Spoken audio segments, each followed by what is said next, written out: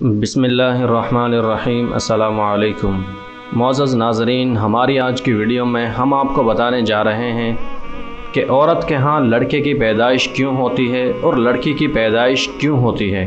इस वीडियो में आपको 3 तरीक़े बताने जा रहा हूँ जो कि बहुत ही आज़मूदा हैं। अगर आप भी अपने यहाँ लड़के की या फिर लड़की की पैदाइश चाहते हैं तो वीडियो में बताए गए तरीक़ेकार को ज़रूर आज़माएँ। दोस्तों, वीडियो का बाकायदा आगाज़ करने से पहले अगर आप मेरे चैनल पर नए हैं तो चैनल को जल्दी से सब्सक्राइब कर दें, क्योंकि हम इस तरह की मालूमाती वीडियो आपके लिए लाते रहते हैं। दोस्तों, अल्लाह ताला ने इंसान को ज़मीन पर अपना खलीफा बनाया और उसे बेटे और बेटियों जैसी नेमत से नवाजा। माल और औलाद को ना सिर्फ फितने से तशबीह दी गई है बल्कि इन्हें बड़ी आजमाइश भी बताया गया है। दोस्तों, बाज़ लोगों को अल्लाह ताला सिर्फ बेटियों से नवाजता है तो बाज़ के हिस्से में सिर्फ बेटे ही आते हैं, जबकि कुछ किस्मत के मारे इंसान ऐसे भी होते हैं जो औलाद जैसी नेमत से महरूम रहते हैं।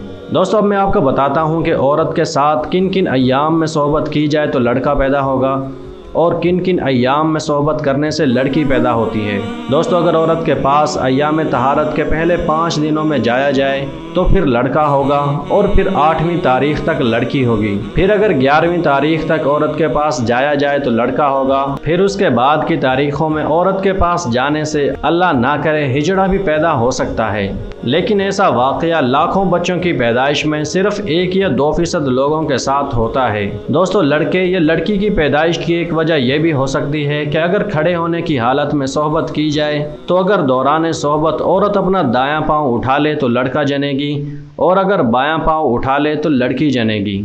अल्लामा राजी कहते हैं कि मैंने इस तरीक़ा कार को 3 दफ़ा आजमाया और ये तरीका सही पाया है। दोस्तों, आप भी इस तरीक़ा कार की तस्दीक के लिए किताब इसरार कायनात सफ़ा नंबर 259 पढ़ सकते हैं। दोस्तों, लड़के या लड़की की पैदाइश के हवाले से मैंने बाज़ लोगों की ज़ुबानी ये तजर्बा मालूम किया है कि अगर चाँद की ताक रातों में सोहबत का अमल होगा तो लड़का पैदा होगा और जुफ्त रातों में अगर सोहबत का अमल हो तो फिर लड़की पैदा होगी।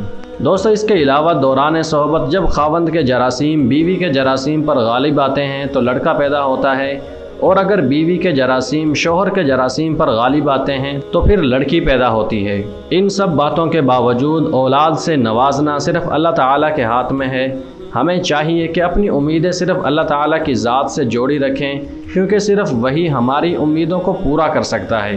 दोस्तों, दुआ करते हैं कि अल्लाह ताला बे औलादों को नेक और सालेह औलाद अता करे और जिन्हें औलाद से नवाजा गया है उन्हें नेक और फरमाबरदार बनने की तौफीक दे। आमीन। दोस्तों, ये थी हमारी आज की वीडियो। अगर वीडियो पसंद आई है तो इसे लाइक और चैनल को सब्सक्राइब कर दीजिए। मिलते हैं अगली वीडियो में, तब तक के लिए इजाज़त दीजिए। अल्लाह हाफिज़।